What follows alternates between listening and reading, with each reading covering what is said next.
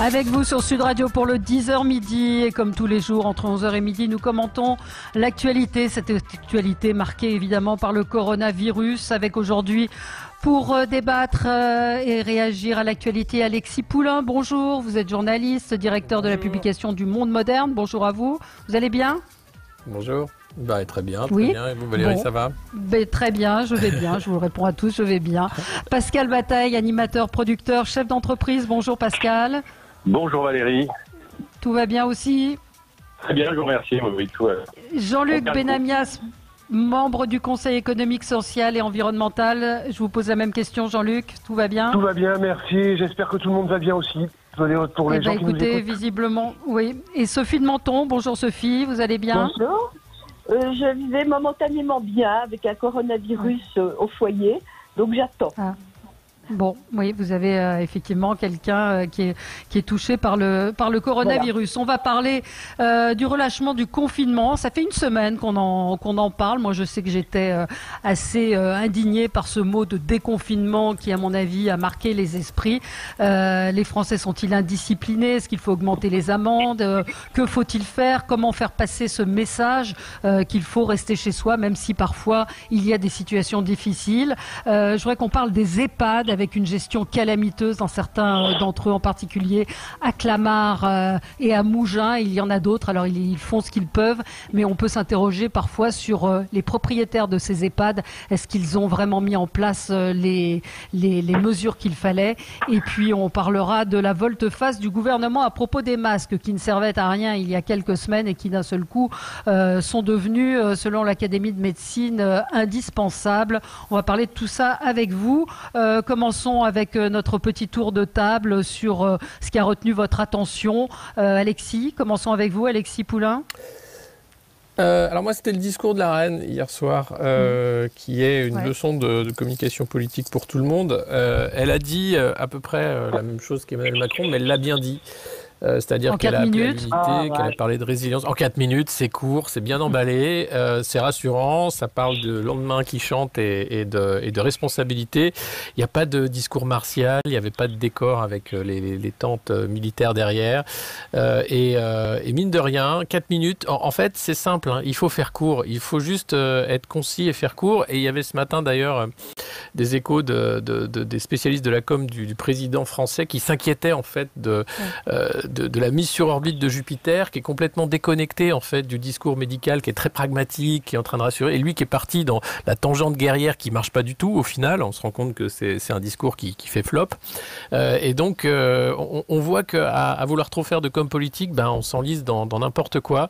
En temps de crise, il faut aller à l'essentiel, il faut juste être un bon gestionnaire, assumer ses erreurs aussi, et c'est pas finalement les longs discours en fait qui rassure, ou les emphases sur la guerre contre un ennemi invisible. Ça inquiète tout le monde et ça ne dupe personne sur cette rhétorique-là.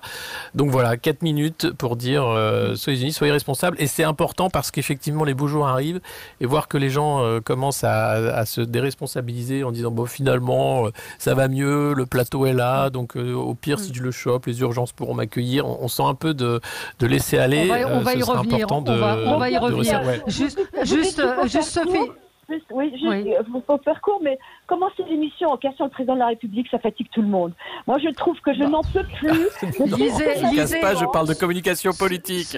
Oui, Sophie, lisez. On a bien compris qu'il n'était pas bon, qu'il était nul, on a bien compris que rien n'allait. Ok, moi j'adore la reine d'Angleterre, donc je suis très contente. À ce moment-là, on peut dire que le Premier ministre, lui, effectivement, est très bon. Mais surtout, c'est pas le sujet. Est-ce qu'on peut essayer d'être un peu positif ?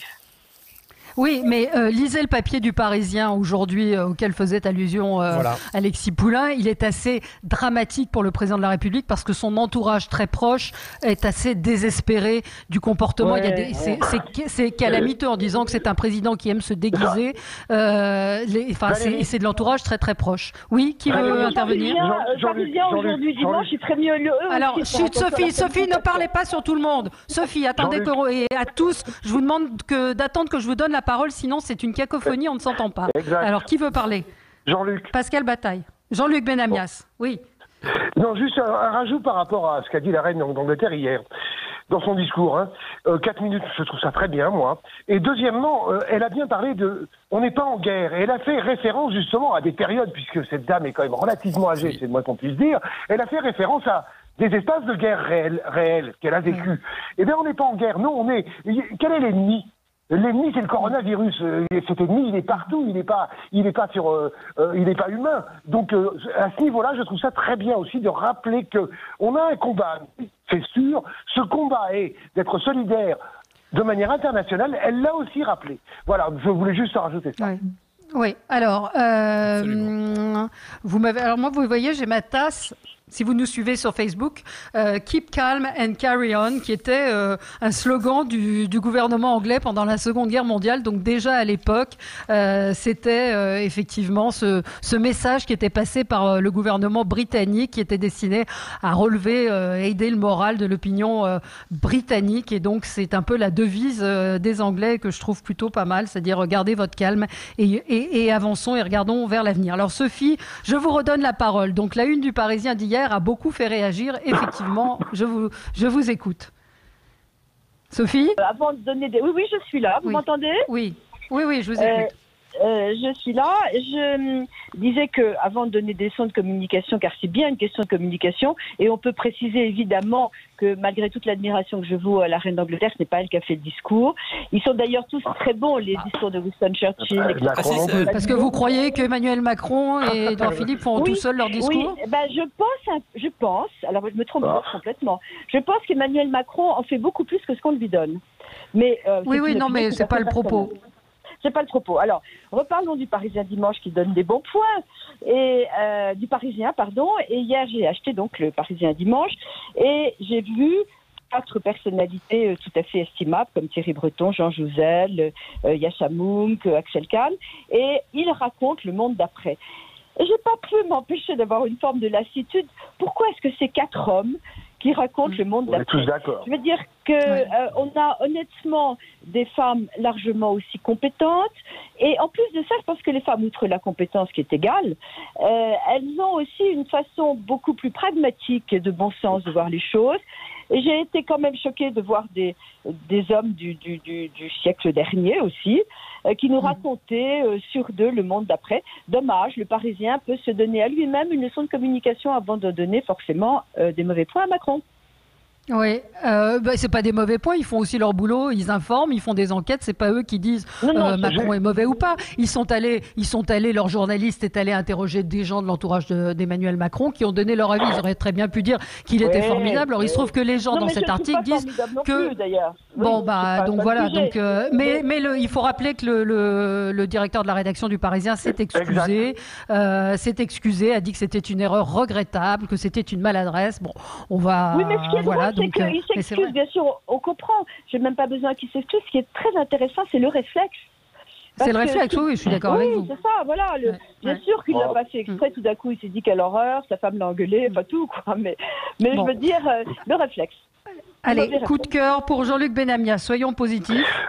C'est un coup de cœur. Alors évidemment, il est un peu décalé, enfin pas légèrement décalé. Oui, c'est l'espace de la biodiversité aujourd'hui qui reprend ses droits. Alors je pense, en tant que Marseillais, évidemment à l'espace des Calanques de Marseille, où on découvre maintenant que le thon revient très près des côtes.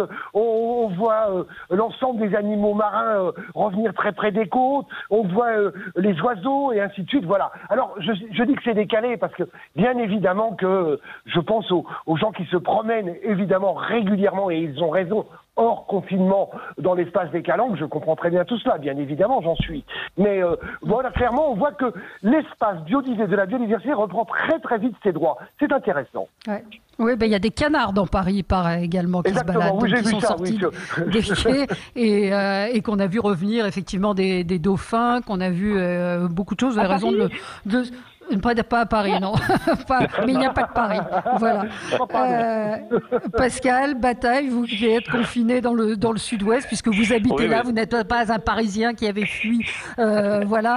Vous habitez là-bas. Vous n'avez pas vu revenir des pangolins dans le sud-ouest. On n'a pas vu revenir encore de pangolins. On a vu revenir beaucoup de Parisiens ce week-end, en revanche, et ça a évidemment généré une grosse contestation locale. Et on a vu revenir, pour renchérir sur ce que dit Jean-Luc Jean-Luc, aussi des biches et pas mal d'animaux qui se promènent en toute liberté dans les rues.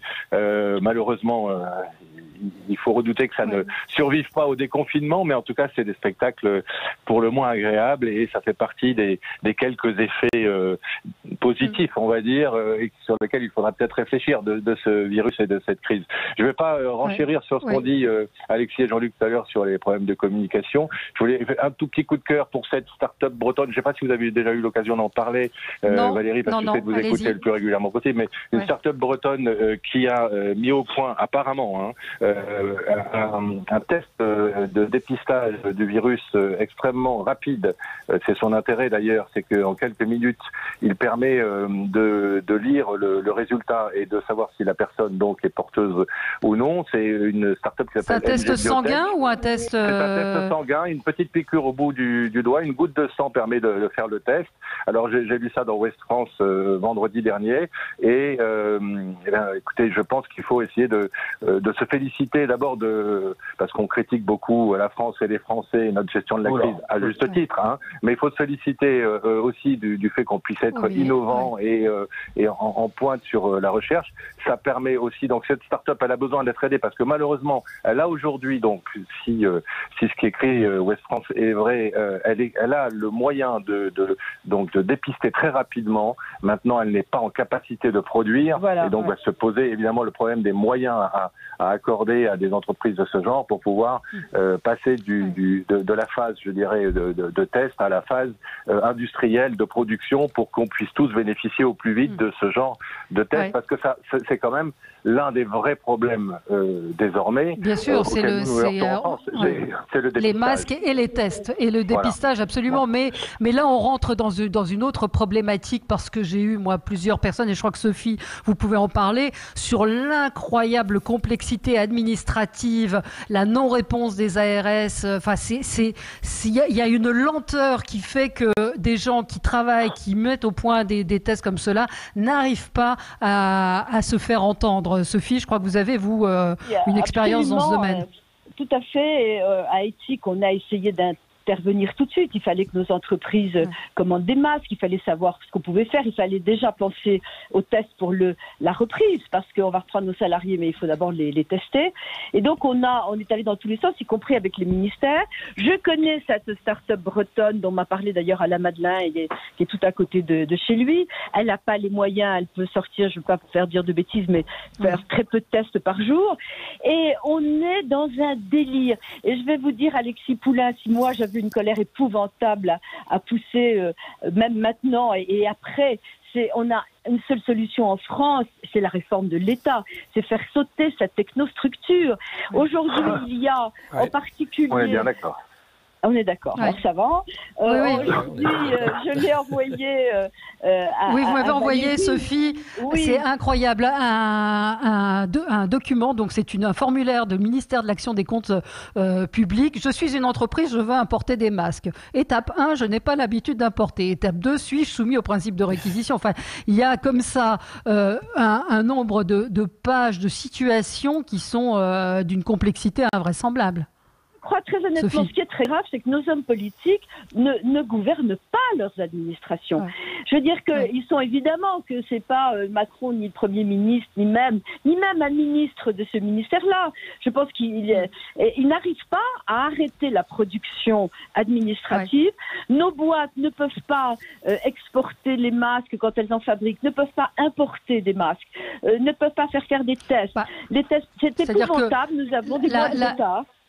Oui. La réalité aussi des choses, c'est que des entreprises, on l'avait vu avec les gens d'LVMH, ont pu commander des masques très vite parce qu'ils ont une rapidité de commande et de paiement que n'a pas l'État. Donc c'est pour ça que les entreprises, les grandes entreprises, se sont substituées à l'État dans de très très nombreux cas. Allez, on va marquer une pause et on se retrouve dans un instant. On va parler de nos EHPAD. Appelez-nous, j'ai envie d'entendre vos témoignages. 0826 300 300 si vous avez des proches en EHPAD, de nombreuses personnes. Alors il y a plusieurs problématiques. Il y a la gestion qui a été faite au moment de l'apparition du Covid et puis aussi ce confinement imposé et certaines personnes âgées se meurent du confinement et non pas du Covid. À tout de suite. Sud Radio.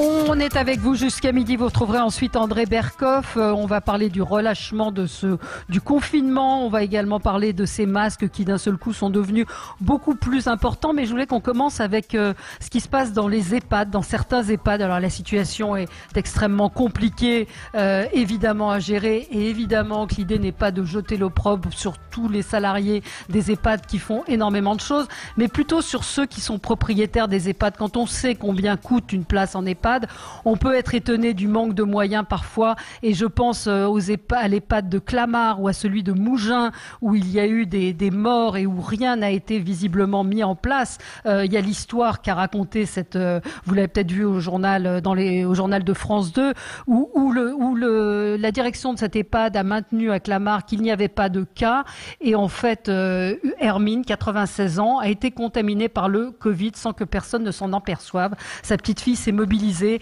a réussi, je vous fais l'histoire assez courte, à faire sortir sa grand-mère pour l'envoyer à l'hôpital, mais elle a constaté quand il y avait des Skype que le personnel n'avait aucune protection, qu'ils étaient à 3 cm du visage, que le personnel n'était pas assez nombreux, l'infirmière toute seule pour 4 étages, plusieurs patients présentent des fièvres, notamment à l'étage de sa grand-mère, c'est ce qu'elle raconte. Le personnel est débordé, la directrice dit mais non, je peux vous certifier qu'aujourd'hui tout le monde porte un masque.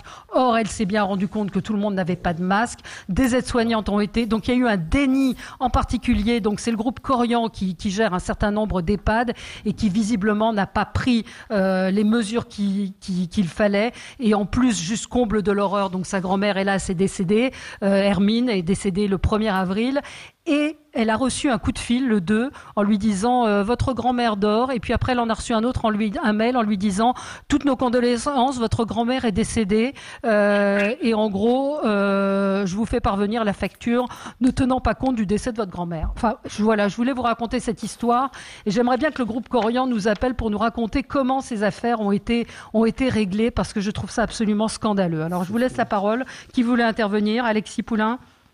Ouais, moi je veux bien, parce que je suis en train d'enquêter avec quelqu'un qui travaille dans les pompes funèbres dans le 93, qui m'a dit des choses affreuses dans les EHPAD, notamment le fait que quand ils sont appelés pour chercher des corps, il n'y a pas du tout de sortie particulière, c'est-à-dire qu'ils passent au milieu des autres résidents avec des sacs mortuaires ou des cercueils, ça dépend des cas, mais généralement c'est des sacs, et donc en termes de contamination, en termes de choc pour les autres résidents, enfin il y a vraiment un mépris de la personne âgée dépendante aujourd'hui, le fait qu'elle soit seule, qu'on puisse pas leur rendre visite, qu'elle soit seule dans leurs derniers moments, mais aussi dans la façon dont on gère aujourd'hui les corps, c'est scandaleux. Alors je veux bien il faut faire attention, bien sûr, c'est d'abord les précautions sanitaires d'usage, mais c'est quand même inhumain ce qui est en train de se passer. C'est-à-dire que moi j'ai autour de moi beaucoup d'amis qui ont perdu des grands-parents, ils n'ont pas pu leur dire au revoir, ils ont eu exactement la même communication avec l'EHPAD, c'est-à-dire rien, et puis il est mort, et puis l'enterrement qui n'est pas possible en famille. Enfin, ça va faire des marques, ça va rester longtemps, et je pense qu'il faut réfléchir aussi à trouver un moyen humain de faire les choses. Alors, c'est pas des tablettes non plus pour faire un dernier Skype, ça va pas marcher non plus, mais c'est un lourd prix qu'on ne voit pas encore. Mais les familles vont être vraiment marquées par cet épisode tragique. C'est vrai, Alexis, et c'est insupportable, on a le cœur serré quand on entend ça. Je voudrais quand même dire c'est pas le cœur serré, c'est de la colère, Sophie. Non, alors attendez, je continue. Ma maman est morte dans un EHPAD. J'ai vu la qualité exceptionnelle des gens, la façon dont ça s'est passé. Je veux dire, on ne peut pas généraliser. D'abord, je voudrais quand même rappeler que ce sont des gens volontaires. On nous dit tous, restez chez vous, ne bougez pas, on file des amendes. Et il y a des gens qui sont dehors et qui bossent et qui n'ont pas de masque. Ok. Pourquoi ils n'ont pas de masque? Parce qu'ils n'arrivent pas à en commander. Moi, ma colère, elle est là. Et je voudrais tirer mon coup de chapeau à tous les gens qui sont dans les EHPAD. C'est horrible. Pour eux aussi, c'est insupportable. Et je crois qu'il faut step up. Et c'est pas. C'est ce que j'ai dit en préalable. C'est pas eux. C'est la direction des EHPAD que je vise. Oui, mais même la direction, c'est les propriétaires de ces groupes. Je connais bien. Oui, alors on peut remonter aux propriétaires. C'est toujours le sale capitaliste qui a tort, c'est vrai. Mais au-delà de ça, en l'occurrence, quand vous avez une infirmière pour 4 étages, oui, il y a un problème. Moi, j'ai le syndicat qui adhère à éthique là-dessus. C'est désespérant. Il n'y a pas de gens à recruter pour travailler dans les EHPAD. Le directeur d'une maison de retraite, cherchez, si vous savez, c'est pas assez payé.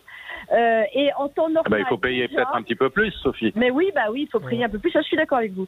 Mais au-delà de ça, c'est pas un boulot marrant. Excusez-moi, c'est très dur comme boulot. C'est qu'il faut une attention, une humanité il faut une vocation. On est d'accord. Non, mais on est d'accord, c'est pas la question. Écoutez, et on va prendre un auditeur. On a Julien en ligne qui voulait témoigner. Bonjour Julien. Oui, bonjour. Bonjour. Donc, mon témoignage. Ouais, bonjour. Je voulais témoigner parce que moi, je suis aide-soignant, vacataire, donc je tourne dans beaucoup d'endroits, notamment beaucoup d'EHPAD. Et j'étais encore hier dans une EHPAD. Et en fait, la grosse problématique qu'on a par rapport à la propagation du virus dans les EHPAD, c'est que les résidents, passé un certain âge, ils ne veulent plus rien comprendre. Ils ont leurs petites habitudes, ils sont seuls, ils crèvent de solitude parce qu'ils n'ont plus de visite. Et ça, c'est dramatique pour eux. Et donc, la première chose qu'ils vont faire, c'est qu'ils vont aller voir leurs voisins de chambre et ils vont enlever leur masque parce que ça les gêne, ils n'arrivent pas à communiquer entre eux. Et la vraie grosse difficulté, elle vient de là aussi, elle est là. Et pour nous, les soignants, on passe notre vie à courir après les résidents pour leur expliquer, mais on peut leur expliquer, mais il faut leur expliquer 20 fois dans la journée parce qu'ils oublient très rapidement. Ils vont pas. Malade d'Alzheimer. Voilà, pas que Alzheimer, même des maladies basiques. Hein, ils vont avoir des petits oublis comme ça naturellement et pas forcément diagnostiquer Alzheimer. Et donc du coup, c'est vraiment une vraie complication. Et une deuxième complication, elle est liée aussi effectivement au manque de matériel, parce qu'on a des masques chirurgicaux qui sont très bien pour protéger les autres, mais si les résidents ne les portent pas, ces masques-là, ils sont complètement inutiles. Enfin, c'est très difficile de. Mais est-ce que les gens sont testés dans les EHPAD? C'est-à-dire, est-ce que vous, pareil, soignants, absolument pas. Non, malheureusement, non. Les soignants ne sont pas testés. On a juste une prise de température quand on rentre dans les EHPAD, voir si on n'a pas de fièvre. Mais malheureusement, beaucoup de soignants sont malades asymptomatiques. Et comme il manque beaucoup de personnel, et que là, ils demandent beaucoup de renfort. Donc du renfort, c'est du personnel qui vient de l'extérieur, qui est probablement porteur asymptomatique. C'est très difficile de savoir. Il faudrait vraiment un test intégral de tous les soignants. Ça, je pense que c'est impératif. Parce qu'on a des soignants qui sortent d'une unité Covid, qui vont le lendemain dans une maison EHPAD, il y a un moment donné, faut être réaliste, il y a un problème.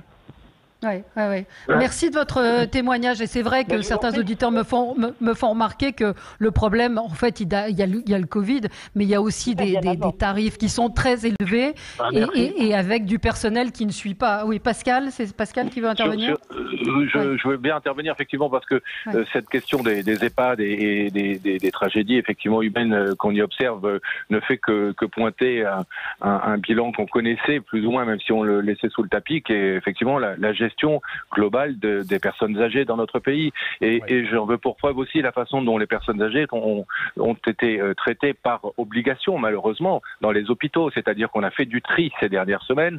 On a fait du tri et on a volontairement, parce qu'on n'avait pas les moyens de le faire, omis ou décidé de ne pas soigner des personnes au-delà d'un certain âge. Ça veut dire qu'aujourd'hui, dans notre pays, qui est 6e, 7e, 8e puissance mondiale, on n'est pas capable de dire que toutes les vies se valent. C'est-à-dire qu'on est obligé de faire des choix entre deux personnes. Tout ça parce qu'effectivement, on va revenir à l'impéritie de nos gouvernements précédents et de celui-ci aussi. Et quand je vois ce week-end, pardonnez-moi, de repousser encore un coup de gueule, n'en déplaise à Sophie, les propos tenus par le directeur de l'agence santé du Grand Est, qui continue d'aller dans la politique de suppression des lits et qui annonce qu'il n'y a pas de raison de ne pas supprimer les 174 lits au CHRU de Nancy qui étaient prévus en amont de cette crise.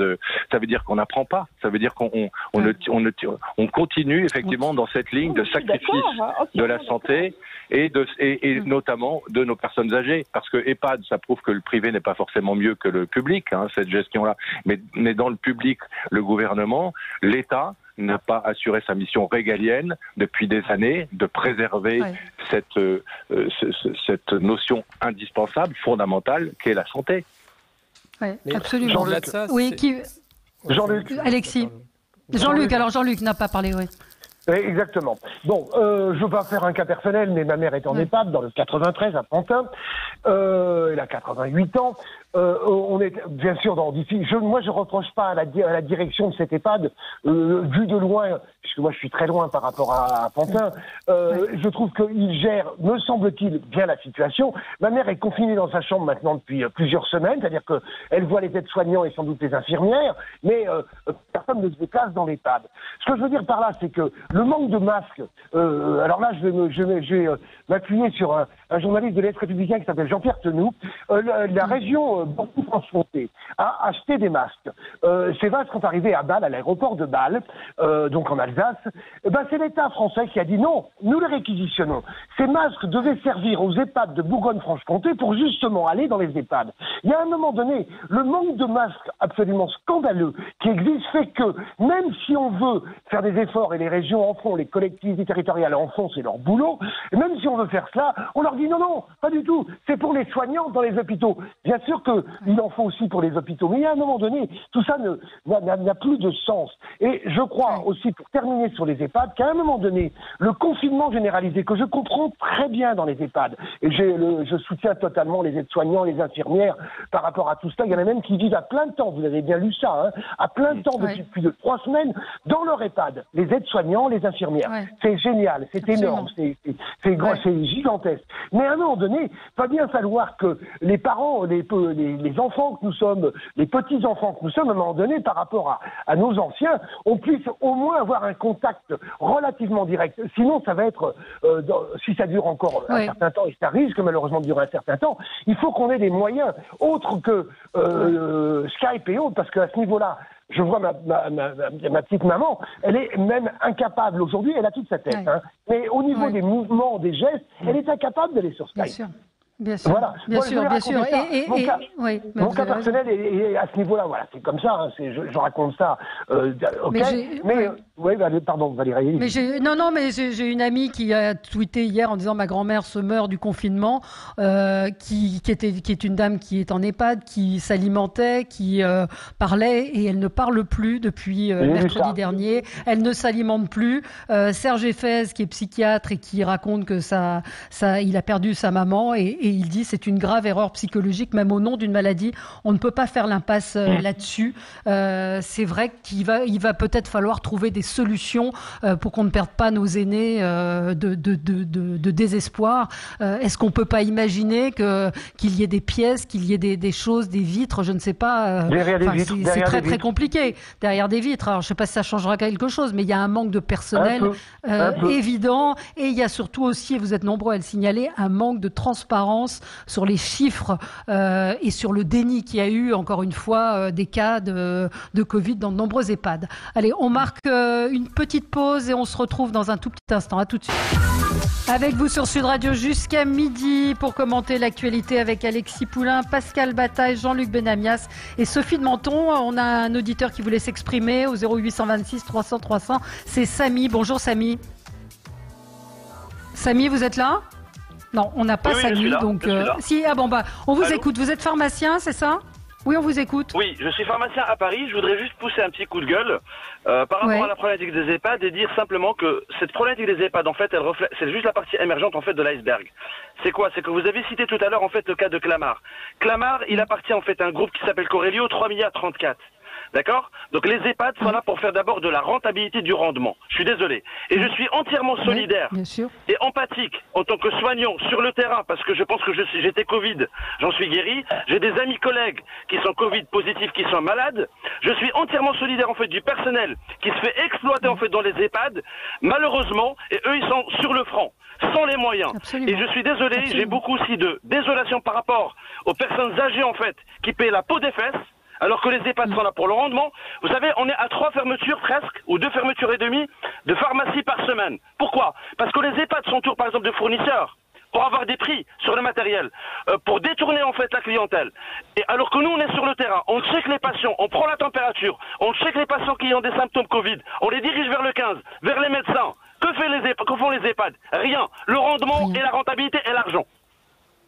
Rien. Donc vous dites, vous accusez, c'est un petit peu mon coup de gueule de départ, c'est-à-dire que c'est silence, il se passe rien, quoi. Bien sûr, il y a des fonds d'investissement derrière, c'est le rendement. Je suis navré. Alors qu'on a un maillage territorial. Mais c'est normal aussi, je suis désolé, je pointe aussi un peu la politique sociale. C'est que tout simplement les enfants laissent leurs parents. Ok, on délègue aux EHPAD. Les EHPAD, ils sont pas là pour faire du social. Les EHPAD appartiennent à des groupements. C'est pour du bénéfice. Je suis navré. Voilà. Nous, on fait beaucoup d'actes gratuits. Les médecins font beaucoup d'actes gratuits. Les infirmiers font beaucoup d'actes gratuits. Et on fait que ça toute la journée. Oui, mais en même temps, quand on dit que le 15 et les hôpitaux ne prennent pas les personnes âgées et qu'on répond aux EHPAD, gardez-les parce qu'on ne sait pas quoi en faire, qu'est-ce qu'il faut faire? Oui, mais je suis désolé, la solution de dire aux gens, si restez chez vous, prenez du paracétamol et attendez que ça passe, c'est pas une solution. Je suis navré. Donc du coup, aujourd'hui, on a un problème de fond. C'est qu'il faut revoir en fait le système. Il faut revoir, je dirais simplement de façon technique, les pôles qu'on a privatisés. On ne privatise jamais la santé. La santé doit rester quelque chose de extrêmement régalien à tous les niveaux et au niveau de toutes les strates. Excusez-moi, je comprends bien votre indignation. Je comprends bien votre indignation. C'est évidemment vrai que les gens cherchent à faire de l'argent. Mais tout est vrai dans ce que vous dites, sauf que là où je suis pas d'accord, c'est que vous pensez que l'État fait mieux. Moi, je ne pense pas. L'État les régions, dans les régions, oui, c'est bien, mais même les régions.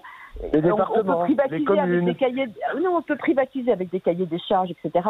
Je crois que l'État ne peut pas tout faire. L'État ne sait pas. L'État a des gens qui n'ont pas le sens de l'entreprise, etc. Mais pour venir à ce que vous dites... Mais c'est pas une entreprise, risques, la santé, justement. Si, alors, attendez, je voudrais bien préciser avant le temps de le faire. Bien sûr que non. Là où c'est une entreprise, c'est dans le management. Et si vous saviez... on a vu ce que ça a donné dans les hôpitaux, on peut en parler. Non. Je ne parle pas du management du personnel médical. Je ne parle pas du personnel médical. Je ne parle pas de l'investissement qu'il peut y avoir. Je dis que, par exemple, je le sais, il y a eu des études de fait. Dans certains hôpitaux, vous avez... 3 fois le même examen qui est refait parce qu'il y a un manque, il y a des administratifs qui délirent.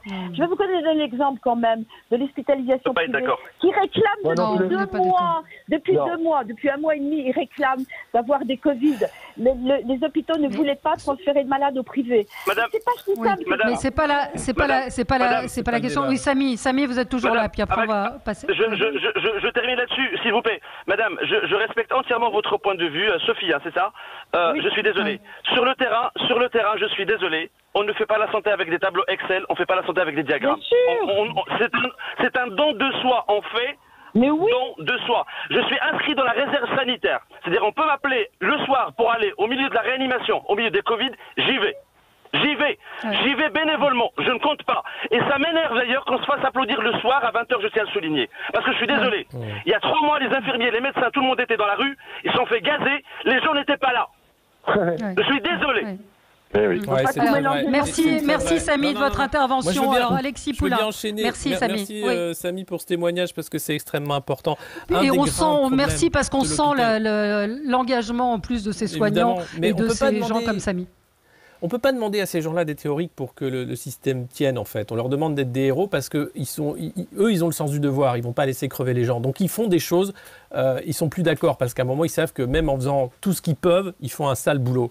Et ils en ont marre de faire un sale boulot. Ça fait des mois, des années qu'ils disent qu'ils en ont marre de faire un sale boulot. Et tout le problème vient justement du néo-management, ce management public qui fait qu'on manage n'importe comment, effectivement. Vous avez des cadres de santé qui sont là pour du profit, pour mettre la pression, pour des tableaux Excel, parce qu'il fallait faire un hôpital de flux et des soignants qui font face à des murs, qui sont sous-équipés, qui sont mal encadrés et mal aimés. Et alors, c'est pour ça que effectivement les applaudissements, à un moment, ça suffit. Et puis sur les EHPAD, le système privé ou pas, ça dépend. Vous avez des très bons EHPAD qui coûtent très cher, vous avez des EHPAD publics qui sont très bien, mais un des grands problèmes de la grande dépendance, c'est que c'est devenu un produit financier et qu'on traite la silver economy de ça comme simplement un produit d'investissement financier et pas de l'humain. Aujourd'hui, cette crise du Covid, qu'est-ce qu'elle dit? Qu'il y a 2 choses qu'on a complètement oubliées dans nos sociétés qui marchent à l'envers.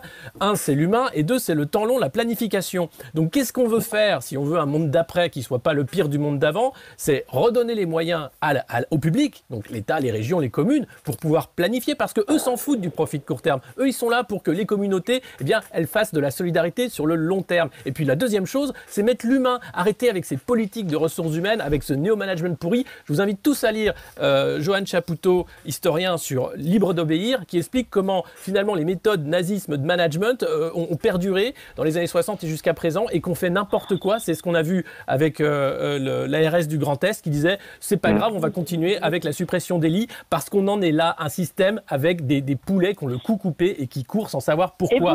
Aujourd'hui, on a le temps de s'arrêter, tant mieux, arrêtons-nous et remettons l'humain, la solidarité et le temps long au cœur de l'action publique et y compris dans des secteurs qui doivent être enlevés effectivement à la sphère financière. Alors, qui veut je crois que Pascal Bataille. Moi, ce que je souscris à la virgule près à tout ce que vient de dire Alexis, bien évidemment.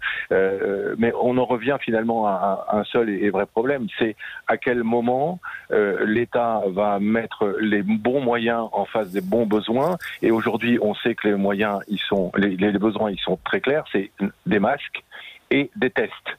Pourquoi des pays auxquels on ne devrait pas avoir grand-chose à envier, comme l'Allemagne, aujourd'hui arrivent à pratiquer environ 100 000 tests par jour? Pourquoi, quand on veut...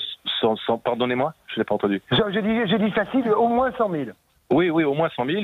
Pourquoi, quand on veut s'en donner les moyens, comme à Marseille, des hôpitaux peuvent pratiquer les tests? Pourquoi des centaines de laboratoires ont proposé leurs ressources pour faire des tests, et pourquoi l'État ne donne pas l'autorisation de pratiquer ces tests? Parce que quand on parle de remettre de l'humain, comme le disait Jean-Luc tout à l'heure ou Alexis, pour aller... nos personnes âgées, c'est pas forcément en mettant des vitres qu'on va résoudre leur solitude, parce que tant qu'on ne peut pas aller les voir, on ne pourra pas résoudre le problème de la solitude. Il faut aujourd'hui se préoccuper très rapidement du déconfinement. Et le déconfinement, il ne peut, parce qu'il est aussi vital en termes économiques, on n'en a pas parlé aujourd'hui, mais c'est quand même une donnée essentielle, parce qu'il y aura aussi beaucoup de morts à cause des problématiques économiques que va occasionner cette crise. Et donc, aujourd'hui, quand est-ce que les citoyens de ce pays vont demander clairement et nettement à nos gouvernants de mettre les moyens en face des besoins et de se bouger un petit peu le cul, pardonnez-moi, pour faire ce que d'autres pays réussissent très bien à faire? Pourquoi nous, en France, on ne peut pas faire ce que fait l'Allemagne, notre voisin, sur lequel on calque beaucoup de nos politiques? Pourquoi on n'est pas capable de le faire? Allez, on va marquer une toute petite pause. On se retrouve dans un instant et on va parler du relâchement du confinement. Les Français sont-ils indisciplinés? Avec vous, 826 300 300, à tout de suite. Avec vous sur Sud Radio, on est ensemble jusqu'à midi. Vous retrouverez ensuite André Berkov. Vous pouvez nous suivre sur le Facebook de Sud Radio, sur YouTube également. Je suis avec Alexis Poulain, Pascal Bataille, Jean-Luc Benamias et Sophie de Menton. Alors, Pascal Bataille, vous nous disiez que vous aviez vu arriver dans le sud-ouest des Parisiens. Alors pourtant, effectivement, il y a eu vendredi beaucoup de contrôles et Citadin nous montrait que finalement, il n'y avait pas eu tellement de circulation sur les routes, et c'est ce que Christophe Castaner hier a confirmé hier au JT de 20h. Maintenant, c'est vrai que les images dans les grandes villes ont montré beaucoup de gens dans les rues en train de prendre le soleil. Oui, je ne sais pas comment fonctionne Citadin, mais effectivement, moi j'ai vu des images, des photos et des vidéos du périphérique vendredi soir, avec des départs massifs vers la Normandie. Mais moi je me suis fait avoir par ces images. J'ai même tweeté, j'ai retiré mon tweet, parce que en fait c'était des contrôles qui étaient faits et qui ralentissaient. Mais après, une fois qui ralentissaient, qui ont créé des embouteillages sur l'entrée, et c'était des gens qui rentraient de leur boulot. Mais quand on regardait l'ensemble de la France, il n'y avait pas spécialement Alors Pascal. En tout cas, ils sont peut-être pas partis, mais ils sont arrivés, pas peut-être aussi massivement que lors d'un départ en vacances de Pâques classique, mais effectivement. Vous avez vu des résidences secondaires s'ouvrir. Sur la presqu'île, on a vu du Cap Ferret, où je réside, on a vu énormément de voitures arriver ce week-end. Peut-être de Bordeaux ou d'autres régions de France. Il y a beaucoup de plaques d'immatriculation de l'Île-de-France. Hein. Mais encore une fois, les gens de Bordeaux n'ont pas plus de raison de venir que ceux de Paris. Hein. Les gens de Bordeaux doivent rester à Bordeaux. Oui, alors, bien sûr. Il y a une petite question que je me pose, si vous permettez, à propos de ça, c'est que, et ça rejoint, parce qu'on ne peut pas séparer tous les sujets, ça rejoint ce que nous dit Oppressé Maman sur le manque d'humanité, sur le confinement, etc. Il y a un moment où il y a quand même une liberté individuelle, même devant quelque chose d'aussi grave que ce que nous vivons actuellement, et qu'on ne peut pas par ordre indéfiniment confiner les gens. Et alors je me posais la question, mais simplement je me la posais, vous avez des gens qui sont confinés chez eux avec leurs enfants depuis 3 semaines, donc a priori il n'y a pas de risque. Mettre leurs enfants dans une voiture sans s'arrêter et les remettre dans un endroit où ils vont rester beaucoup plus longtemps, un endroit clos où ils vont également être confinés, est-ce qu'il y a un risque terrible? Je pose la question. Et ensuite, jusqu'où va cette interdiction? J'ai eu des échos invraisemblables de drones au-dessus des gens, d'un vieux monsieur qui promenait son chat devant chez lui et qui prenait une amende de 120 €, il avait 82 ans, que je connais. 135. J'ai vu des gens qu'on faisait rentrer. On n'a plus qu'une heure, il faut les dates, etc. On file des PV toute la journée. Je pense que c'est pas non plus tenable. Donc, je pense qu'il faut appliquer les règles avec intelligence, que c'est très difficile, qu'il ne peut pas y avoir une règle uniforme pour tout le monde, que oui, la question de pas aller voir les gens c'est dans les confinement, EHPAD. Confinement, c'est confinement, mais qu'est-ce que ça veut dire? Et tous ces gens qui travaillent, vous faites quoi, Valérie? La contradiction absolue de ces gens qui se déplacent, qui vont à l'EHPAD, qui vont à l'hôpital, qui vont à l'épicerie, qui vont à la pharmacie, qui vont livrer le courrier. Je veux dire, on devient fou dans ces injonctions contradictoires. Je pense qu'il faut laisser place à un peu d'intelligence, un peu de liberté individuelle et l'intelligence du contrôle. Là, on est en train d'avoir maintenant, alors voilà, on a un ordre de sortie, il ne faut pas que ce soit écrit au crayon. Ah, vous avez dépassé de 5 minutes, vous êtes allé à quelle épicerie? Mais on devient fou. Alors oui, c'est vrai. Oui. Bon, si vous voulez. Donc je pense qu'il faut un peu faire confiance aux gens aussi. Alors maintenant, qu'il y ait des quartiers, des endroits où c'est admissible, oui. Hier, le journal nous a montré le 7e arrondissement que vous connaissez bien, qui était noir de monde. Donc, on a eu un policier qui nous parlait effectivement des cités qui sont difficiles à confiner. Mais hier, le 7e arrondissement était particulièrement chargé. Oui. Alors, Jean-Luc Benamias.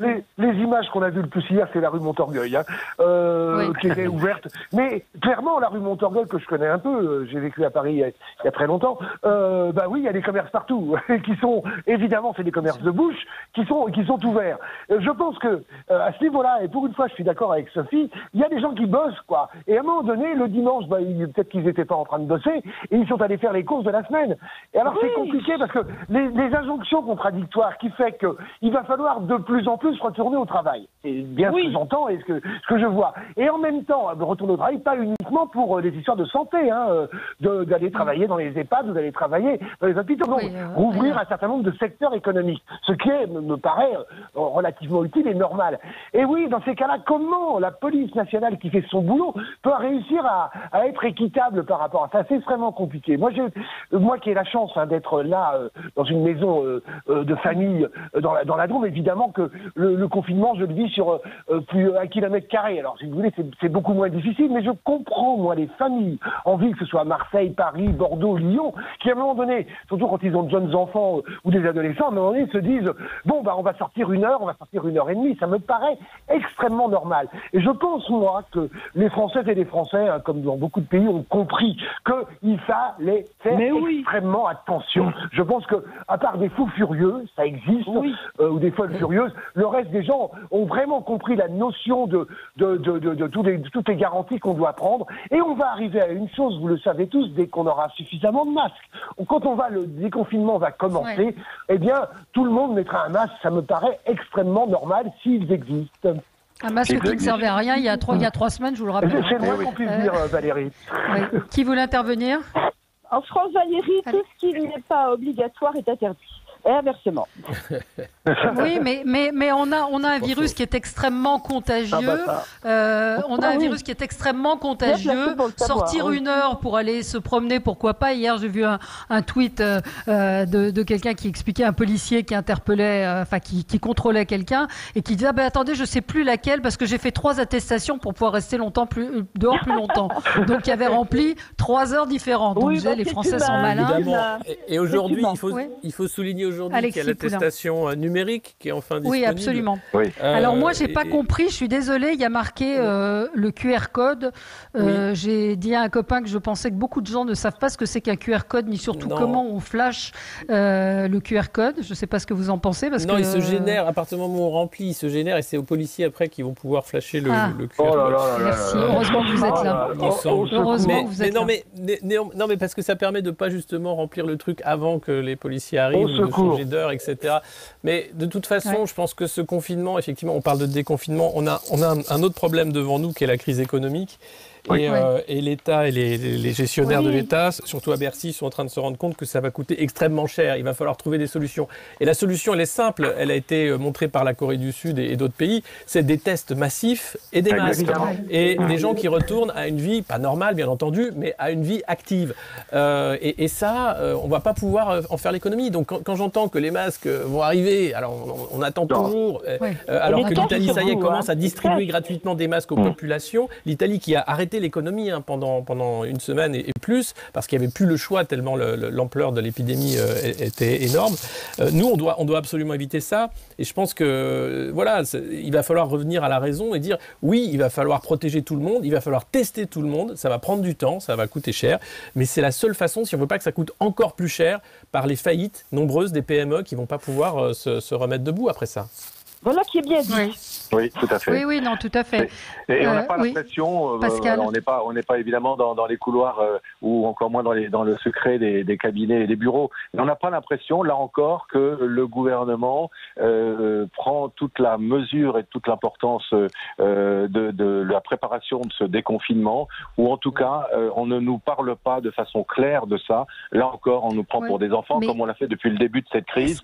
Est-ce que c'est pas si on nous avait dit, par exemple, Valérie, non, c'est pas trop tôt pour déjà en parler, et c'est surtout pas trop tôt pour le préparer de façon massive et organisée et structurée. Et si on nous avait dit plutôt que les masques étaient importants, on n'en aurait pas eu davantage, on est bien d'accord. Mais on aurait pu très vite, peut-être, parce que le système D des Français a montré là encore depuis un mois et demi à quel point il était vivace et astucieux et important. On aurait pu s'en fabriquer comme beaucoup le font. On aurait pu en tout cas sortir tout de suite pour certains avec des bouts de tissu sur le visage, etc. Et certainement contaminer beaucoup moins. Là encore, le mensonge d'État qui a été mis en œuvre au sujet de ces masques a été catastrophique.